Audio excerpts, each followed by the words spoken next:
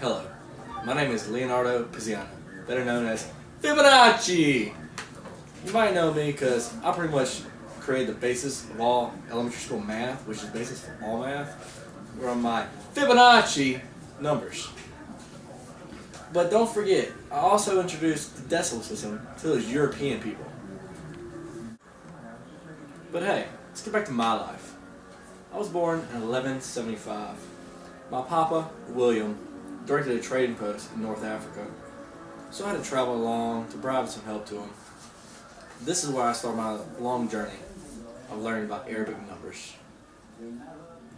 So while I'm in Africa, my tremendous journey to study the Arabic numbering system begins.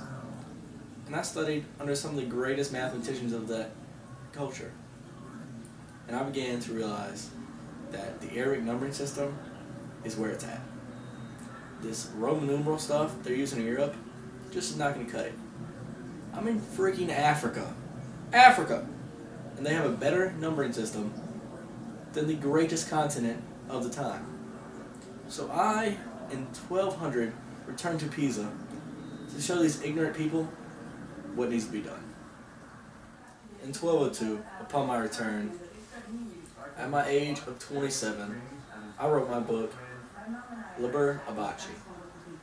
This book was later known as the Book of Calculations. It just explained how dominant the Arabic numbering system was to the Roman numeral stuff they were using in Europe.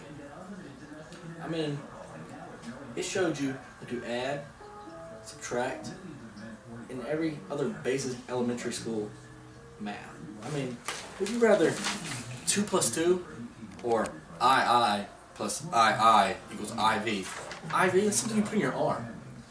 Unfortunately, my idea of the Arabic numbering system was not used in Europe for another 3 years.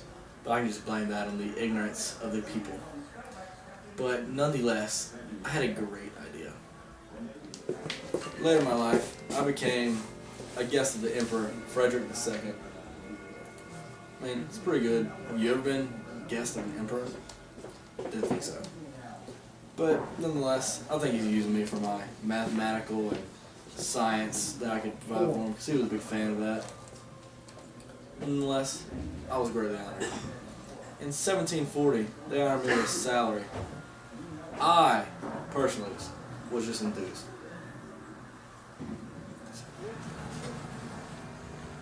Hi there. Unfortunately, my dear friend Fibonacci died in 1250. The cause is still unknown, but may God rest his soul.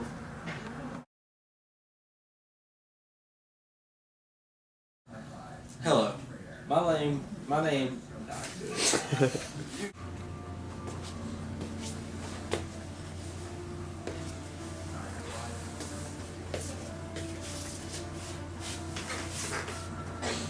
Patrick, you're such a loser.